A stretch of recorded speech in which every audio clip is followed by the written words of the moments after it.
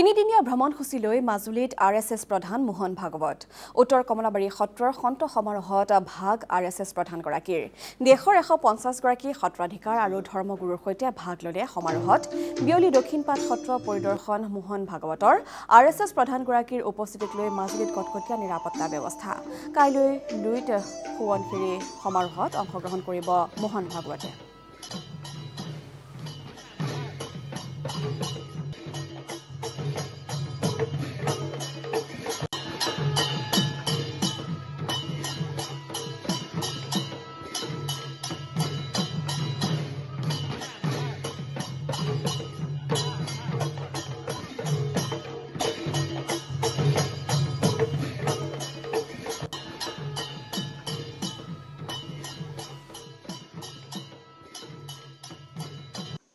तो ये प्रेम भक्ति की महिमा है जो कठिन होता है ज्ञानियों के लिए कर्मयोगियों के लिए और भारतवर्ष भक्ति से चलता है। भक्ति जगाने वाले जो केंद्र है वो देश को जगाने का काम करने वाले हम लोगों के लिए तीर्थ जैसे है। इसलिए जहां भी जाता हूं वहां दर्शन करता हूं।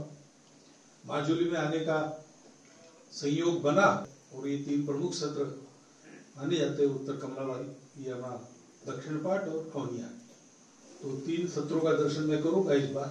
जैसे आपकी आत्मीयता के कारण मैं अभिभूत हूं वैसे जीवन में ये संयोग मिला इसलिए भी मैं अभिभूत हूं। एक मंगल कार्य आप लगातार करते आ रहे हो शतकों से तो आपका अभिनंदन हम करें उतना थोड़ा है। मैं कहता हूं कि मैं ऐसे स्थानों पर जाता हूं तो मेरी बैटरी चार्ज होती है ये मुझे लाभ मिला है।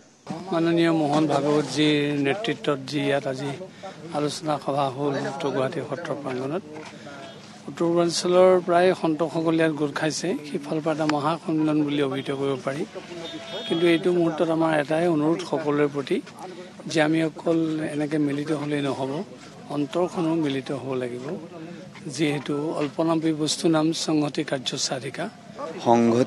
সাধিকা একেলগে সংগতি যেতিয়া হয় তেতিয়া এটা কাৰ্য সাধিতা হয়। আমাৰ উত্তৰ পূৰ্বাঞ্চলত ধৰ্মৰ মাজত বিশৃংখলিত হোৱাটো সকলোৱে গম পাইছে। আমি যাতে হিন্দু হিচাপে সনাতন পৰম্পৰা হিচাপে একত্ৰিত হ'ব পাৰোঁ আমাৰ মাজত যি দূষিত বতাহ বলিছে এই দূষিত বতাহ যাতে নিঃশেষ কৰিব পাৰোঁ তাৰ বিষয়তে আলোচনা হৈছে।